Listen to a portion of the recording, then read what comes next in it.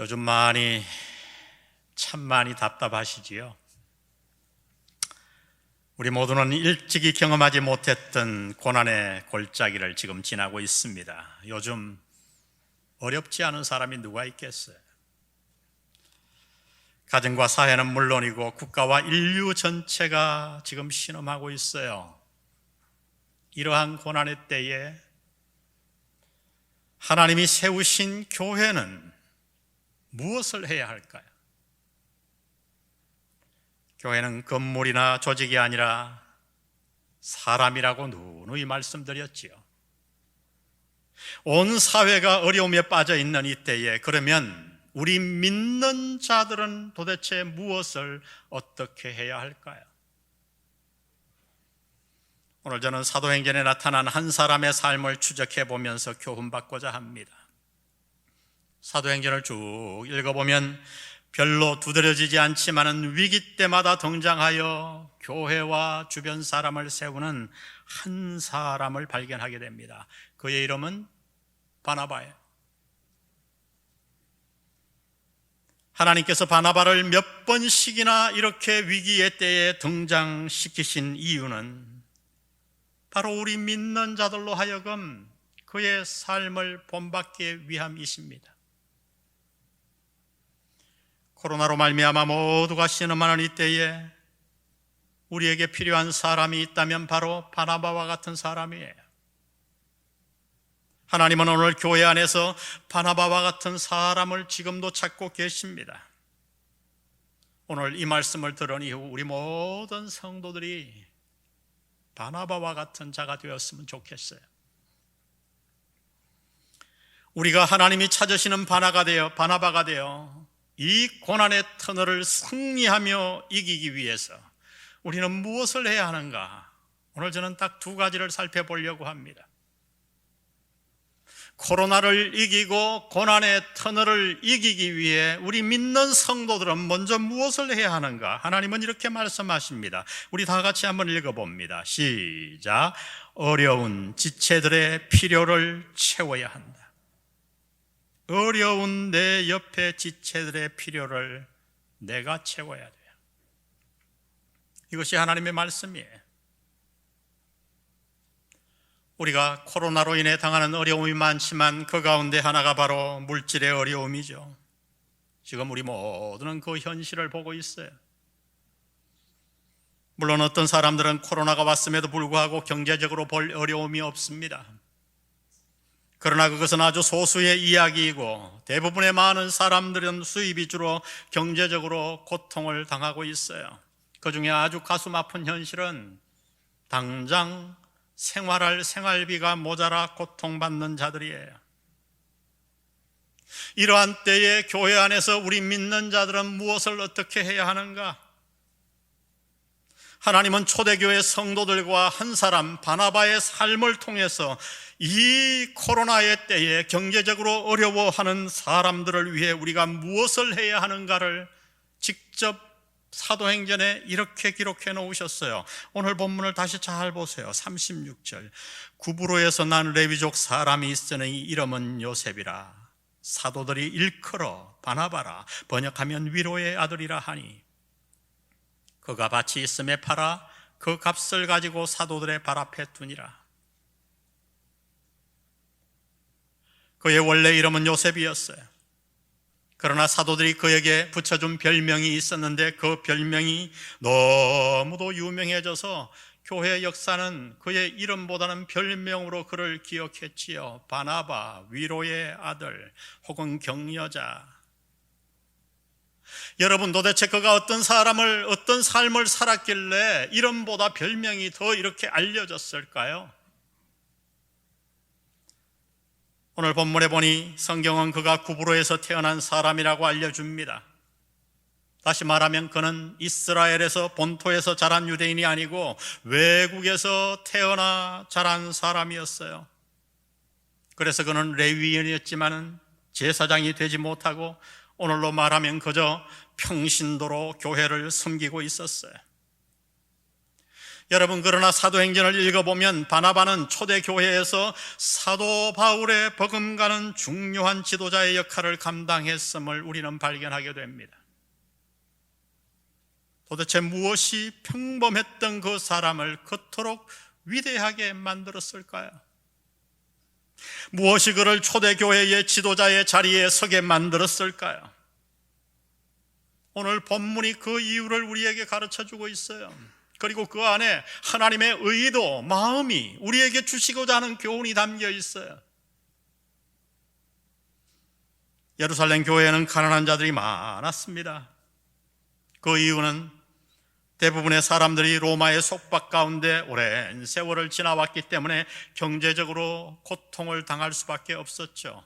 일제시대하에 있었던 우리 선조들의 삶을 연상해 보면 금방 이해가 될 거예요. 다 수탈당했잖아요.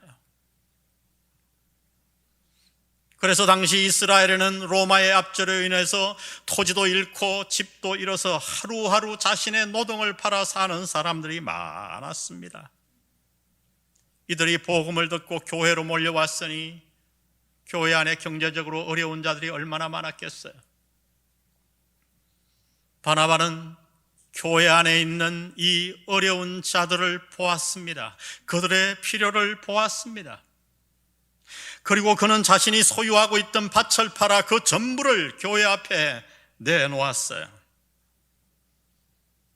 그가 이렇게 한 이유는 그의 이름을 나타내고자 함이 아니었습니다. 아나니아와 삽비라처럼 그런 이유가 아니었어요. 그가 밭을 내놓은 이유는 오직 하나, 어려운 지체들을 돕기 위함이었어요.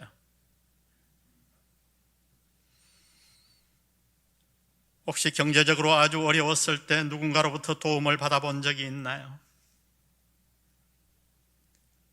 저에게는 지금도 생생하게 기억되는 아름다운 추억 하나가 있습니다.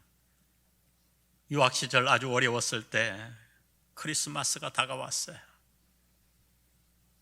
그저 생활비 겨우 맞춰 학비 벌어 그렇게 사는 때이니 크리스마스 때 뭘 할 수 있었겠어요? 돈이 없었어요. 아이들에게 조그만 장난감 사주고 싶었는데 여유가 잘 되지 않았어요. 침울한 마음으로 어느 날 메일박스를 열었습니다. 이 외국 학교에 가면 메일박스, 우리 학교 학생이 많으니까 한 1,500개 되는 쫙 메일박스가 있어요. 자그맣게 번호가 있어요.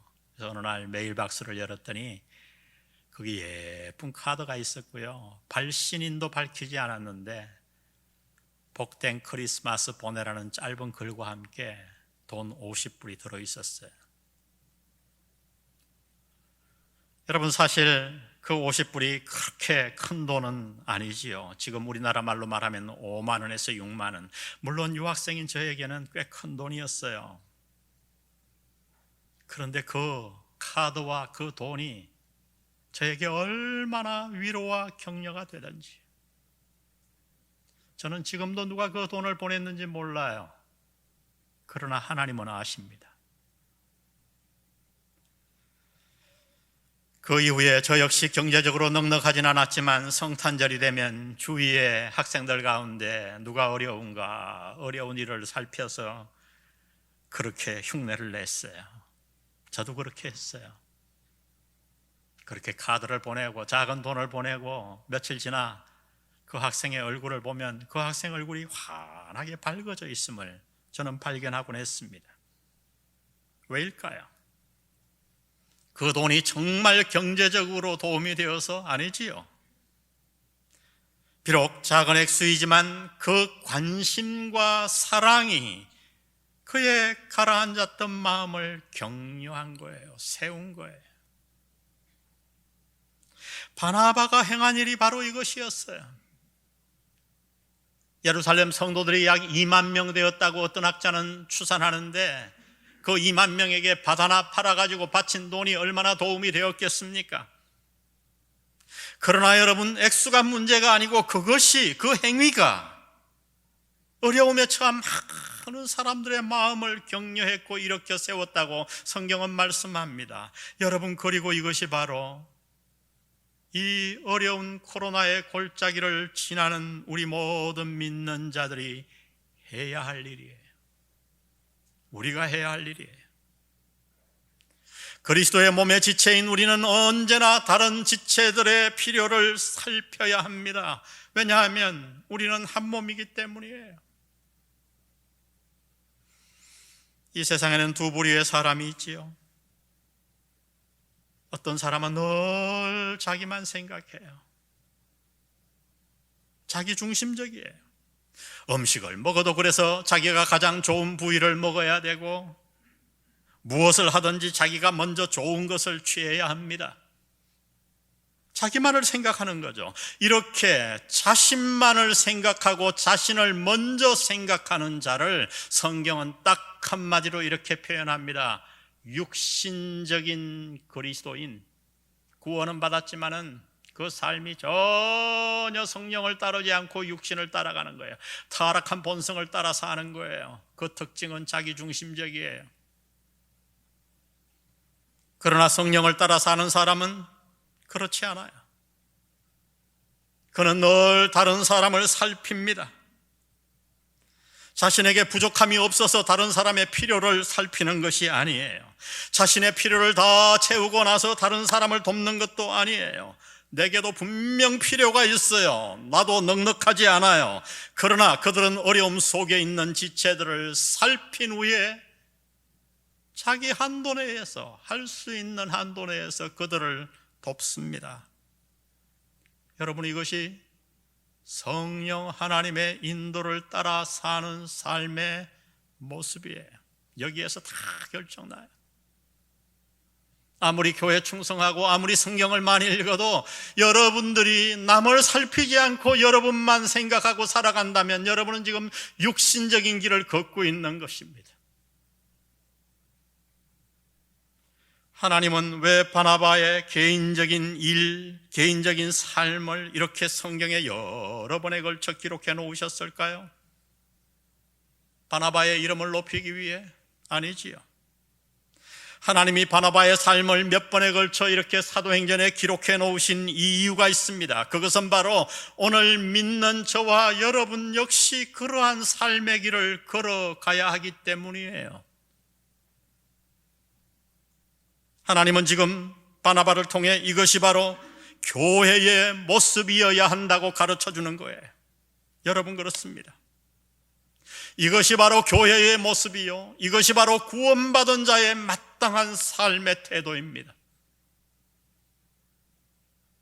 하나님은 바나바를 통해 어려운 지체들의 필요를 채우라고 지금 강력하게 말씀하시면서 성경을 통해 우리에게 한 가지 놀라운 약속을 주십니다. 우리가 그 말씀에 순종할 때 어떤 일이 일어나는가? 누가복음 6장 38절, 우리 다 같이 한번 읽어봅니다. 시작. 주라, 그리하면 너희에게 줄 것이니 곧 후이되어 누르고 흔들어 너희에게 안겨주리라. 하나님의 약속이에요. 너무 명백한 약속이에요. 따로 깊이 뭔가를 막 해석할 이유가 없어요. 저는 목회하면서 이 말씀이 그대로 이루어지는 것을 보았고 지금도 보고 있어요. 어려운 지체들을 조용히 진심으로 살피고 돕는 자들을 하나님이 그를 어떻게 대하시는지 저는 명확하게 목회 현장에서, 교회 안에서 보고 있습니다. 우리 교회는 사랑의 헌금이라는 명목이 있죠. 목장이나 교회 성도들 가운데 경제적으로 어려움 당하는 이들을 보고 성도들이 그의 이름을 적어 헌금하면 교회가 그에게 전해주는 거예요. 직접 주면 부담되잖아요. 물론 그들은 누가 도왔는지 몰라요. 어떤 분들은 교회 헌금하고 나고 조금 이름을 알려요. 아나니아와 삽비라가 될 가능성이 많아요. 그들은 누가 도왔는지 모르지만 그러나 여러분, 하나님은 아십니다. 그것이면 되지 않나요? 하나님은 아세요. 그리고 그들이 행한 이 선행은 큰 격려와 위로가 됩니다. 그를 일으켜 세웁니다. 여러분, 이것이 우리 믿는 자들이 교회가 해야 할 일이라고 하나님은 지금 말씀하는 거예요. 누구든 고난을 당할 수 있어요. 그러나 특별히 이 코로나로 인해 우리 교회 안에서도 많은 지체들이 경제적으로 어려워하고 있습니다. 우리는 어떻게 해야 되나요? 그들의 필요를 우리가 채워야 돼요. 혹시 하나님께서 여러분의 눈을 띄워서 여러분 주위에 고통당하는 자들을 보게 하셨나요? 여러분 그냥 지나치지 마세요. 모른 척하고 마음을 닫지 마세요. 그에게 다가가 당신이 그에게 바나바가 되시기를 바랍니다. 이 어려운 시기 코로나를 이기기 위해 교회 공동체로서 우리는 무엇을 해야 하는가? 내 옆에 다른 어려운 지체들의 필요를 살피고 돌보고 채워야 합니다. 이 놀라운 일이 우리 교회 안에 있기를 주의 이름으로 축복합니다. 감사하게 우리 교회는 많은 분들이 이미 그렇게 하고 있어요. 그러나 저는 여러분을 더 격려하기를 원합니다. 코로나를 이기기 위해 우리는 어려운 지체들을 살피고 보살펴야 합니다. 두 번째, 우리 다 같이 한번 읽어봅니다. 시작. 지체를 믿어주고 격려해야 한다. 사도행전의 핵심공 주인공은 말할 것도 없이 바로 바울이죠. 바울은 사도행전에서 자신이 주님을 만난 간증을, 똑같은 간증을 3번씩이나 반복합니다. 그는 원래 예수 믿는 자들을 핍박하는 데 가장 앞장섰던 자였어요. 그날도 그는 믿는 자들을 잡아 감옥에 가두기 위해 다메섹으로 향하고 있었지요. 때는 정오, 햇볕이 가장 밝은 때였는데 그 햇빛과 비교도 할 수 없는 강한 빛이 갑자기 하늘에서부터 사울에게 쏟아집니다. 그 빛이 얼마나 강했던지 그는 그 즉시 시력을 잃고 말에서 떨어져 내렸어요. 그때 하늘에서 음성이 들렸지요. 사울아, 사울아, 내가 왜 나를 핍박하느냐? 사도행전 3번의 간증을 읽어보면 그 주변에 있던 사람들은 분명히 소리만 들었어요. 천둥 같은 소리가 하늘에 막 우웅 울렸는데 정확한 언어로 알아들은 것은 사도 바울 뿐이었어요. 사도 바울이 외칩니다. 주여 누이십니까? 너무 놀랐어요. 그때 주님이 그에게 나타나셔서 딱 한마디 하셨어요. 나는 내가 핍박하는 예수니라. 그는 믿는 자들을 핍박했는데 주님은 나타나셔서 사울이 주님을 핍박했다고 말씀하십니다. 왜요? 교회가 주님의 몸이니까. 교회는 사람이니까.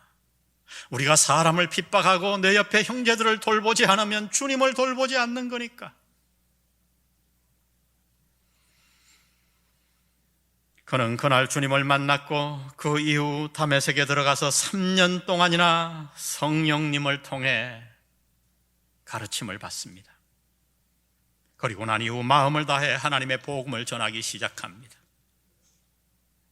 그는 믿는 자들과 교제하기를 원했어요. 그러나 아무도 그를 받아들여 주지 않았지요. 교회 지도자들은 오히려 그를 의심하며 멀리했어요. 여러분, 바울이 얼마나 답답하고 외로웠을까요? 분명 자신은 주님을 만난 후에 철저하게 회개하고 돌이키고 구원받았는데, 그리고 주님으로부터 복음 전할 명령을 받아, 부탁을 받아 복음을 열심히 전하고 싶은데 교회가 그를 받아들이지 않는 거예요. 그러한 때에 한 사람이 등장하여 교회 앞에서 바울을 위해 대변을 해줍니다. 그 대변의 말이 사도행전 9장 26절 오늘 본문에 이렇게 기록되어 있어요. 사울이 예루살렘에 가서 제자들을 사귀고자 하나 다 두려워하여 그가 죄자됨을 믿지 아니하니 바나바가 데리고 사도들에게 가서 그가 길에서 어떻게 주를 보았는지와 주께서 그에게 말씀하신 일과 다메섹에서 그가 어떻게 예수의 이름으로 담대히 말하였는지를 전하니라. 바나바가. 사울은 분명 주님을 만났고 회심했습니다. 구원받았고 주님으로부터 복음 전할 명령을 받았습니다. 그러나 문제는 아무도 그 사실을 믿어주지 않았다는 거예요. 사실 사도 바울은 이런 대접을 받을 만했지요.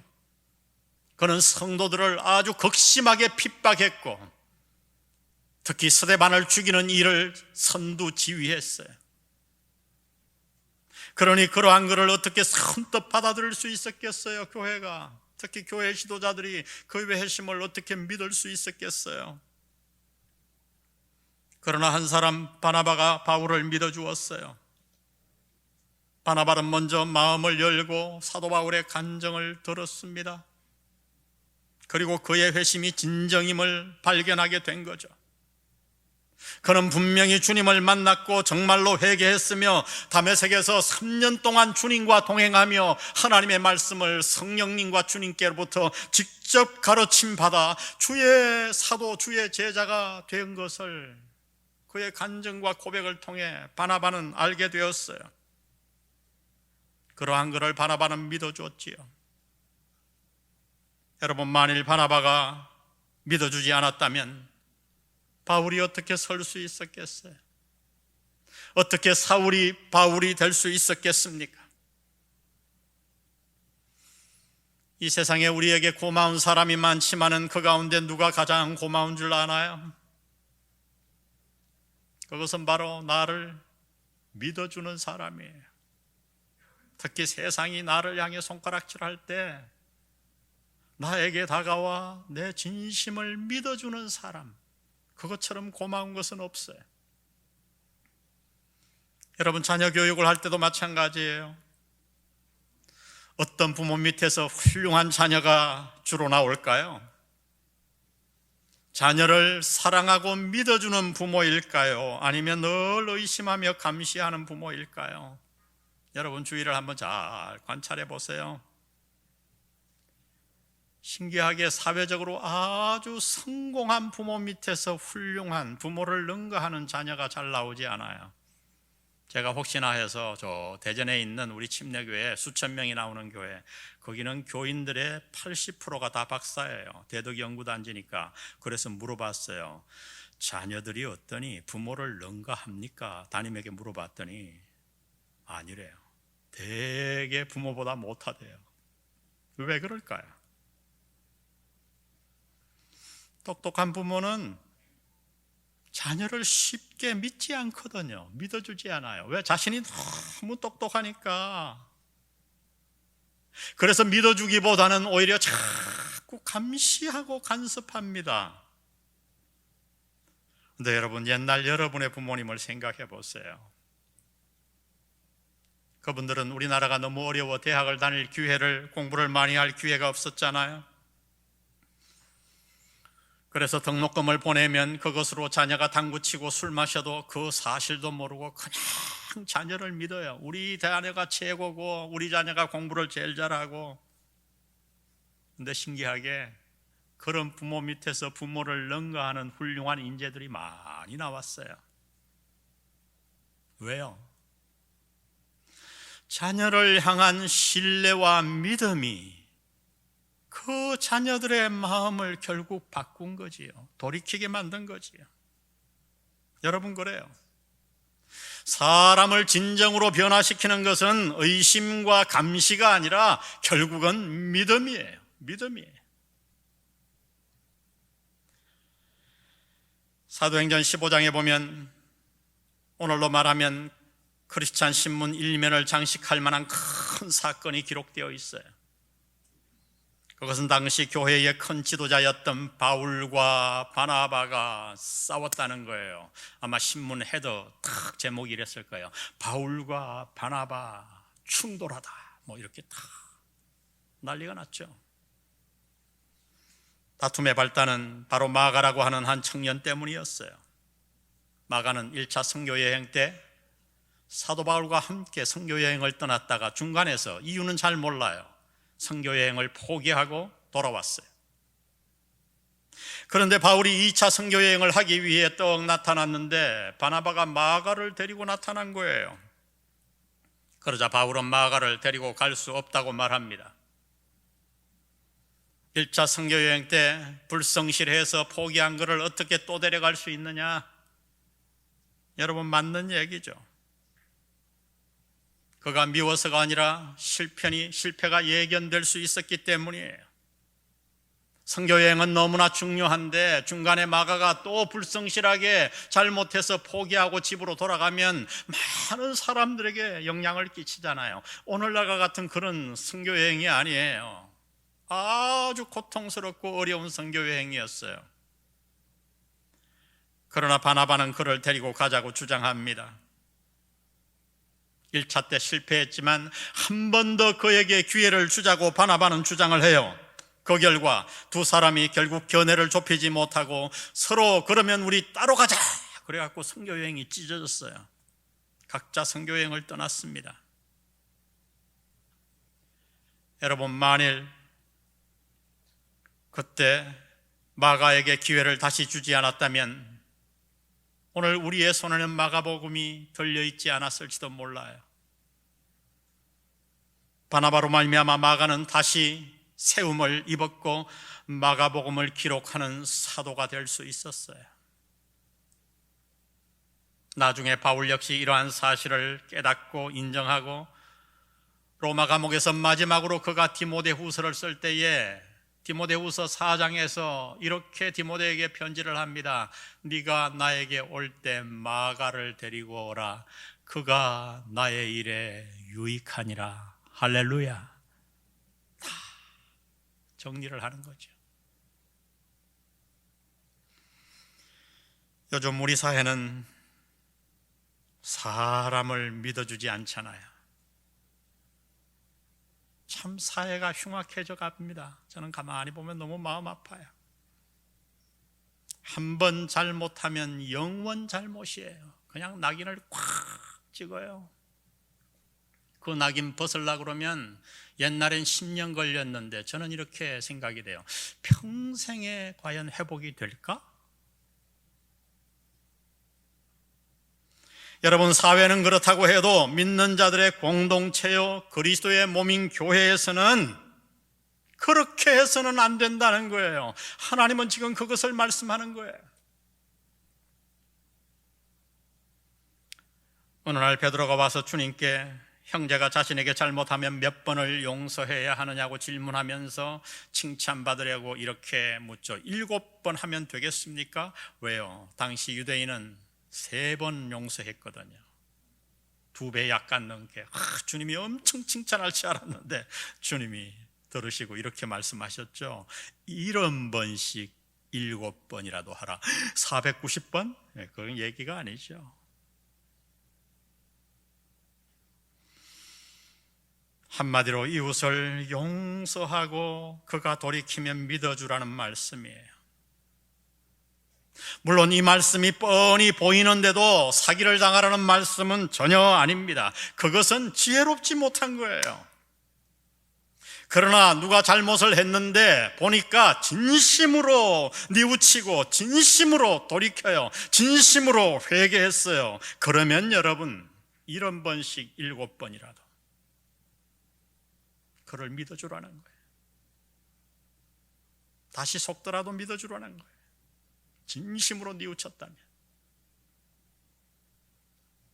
여러분, 교회는 한마디로 어떤 곳인가? 바나바를 통해서 하나님이 알려주시는 교회, 우리의 삶, 믿는 자들의 삶은 어떤 곳인가? 교회라고 하는 곳은 사람을 믿어주는 곳이에요. 믿어주는 곳이. 아멘? 믿어주는 곳이. 특히 요즘같이 어려운 때에 우리 교회 안에 누군가를 믿어주고 세워주는 바나바와 같은 격려의 사람이 필요합니다. 바나바가 필요해요. 여러분, 성령님의 별명이 뭔지 아세요? 보혜사 성령. 보혜사라고 하는 단어는 헬라어로 파라클레토스, 직역하면 옆에 서서 돕는 자, 격려하는 자.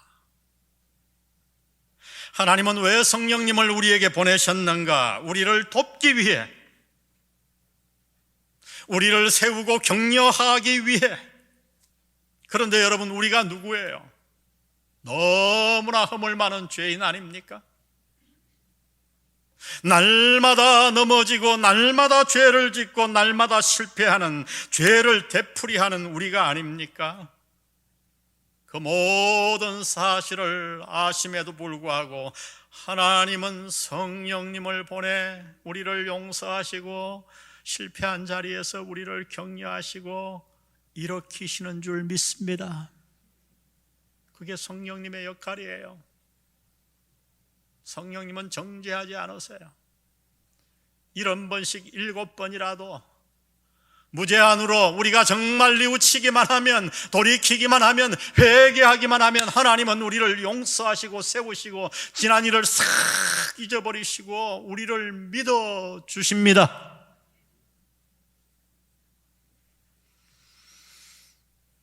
저는 동물의 왕국 보는 걸 좋아해요. 손자가 저를 닮았는지 동물의 왕국을 엄청 좋아합니다.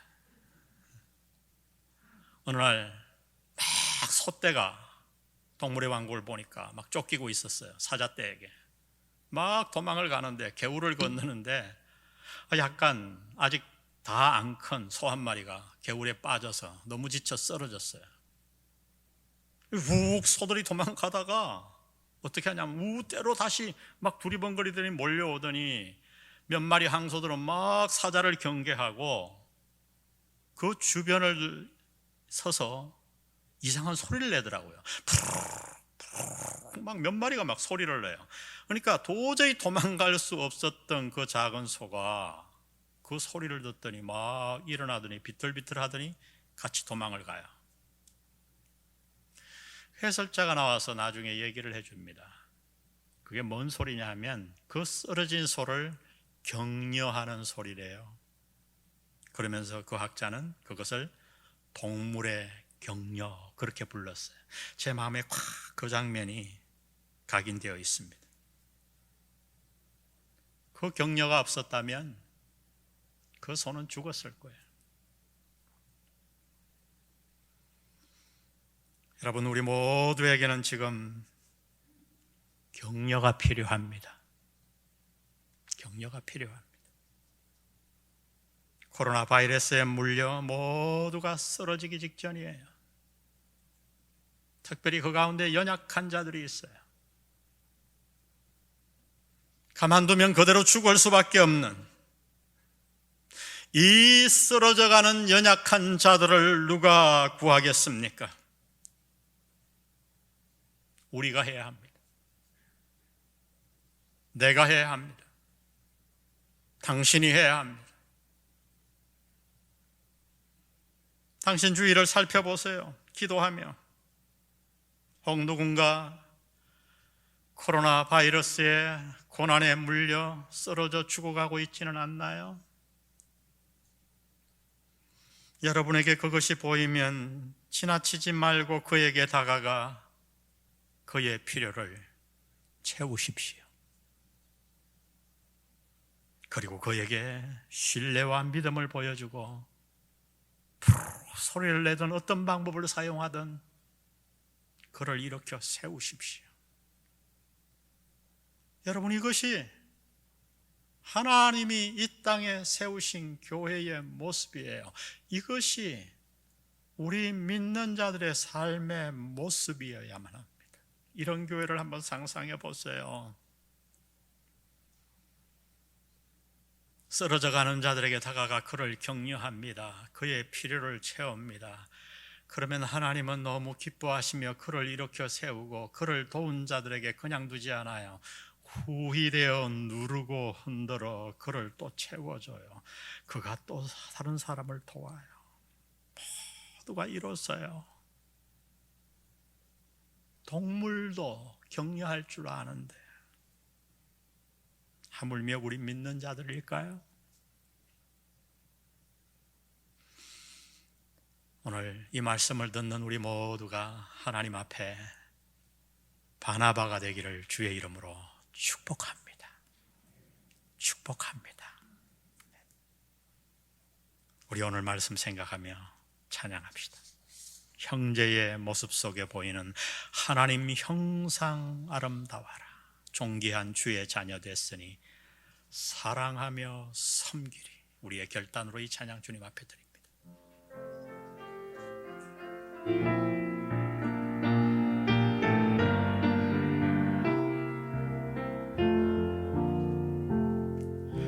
형제의 모습 속에 보이는 하나님 형상 아름다워하라. 존귀한 주의 자녀 됐으니 사랑하며 섬기리. 자매의 모습 속에 보이는 하나님 형상 아름다워하라.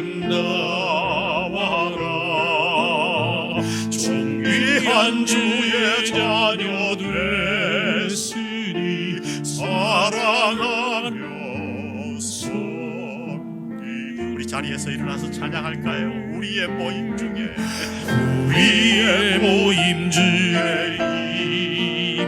하나님 영광 아름다워라. 하나님 영광 아름다워라. 존귀한 왕이 여기 계시니 사랑하며 섬기리. 주위 사람 손 내밀며 사랑하며 섬기리. 사랑하며 섬기리.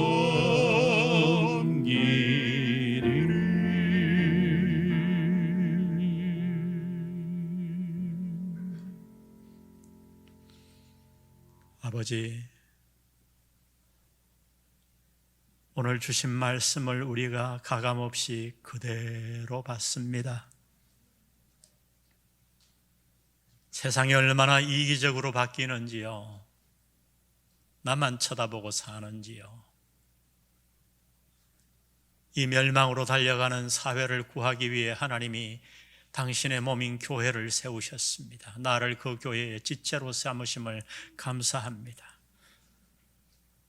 오늘 말씀 들은 이후 주님, 내 옆에 지체들을 제가 살피기를 원합니다. 성령의 영안을 저희들에게 허락하여 주옵소서. 그리고 행동하게 도와 주옵소서. 성부, 성자, 성령의 은혜가 오늘 말씀 듣고 이 고난의 터널을 이기기로 작정하는 영한 성도들 머리 위에 함께 하시기를 예수님의 이름으로 간절히 축원합니다. 아멘.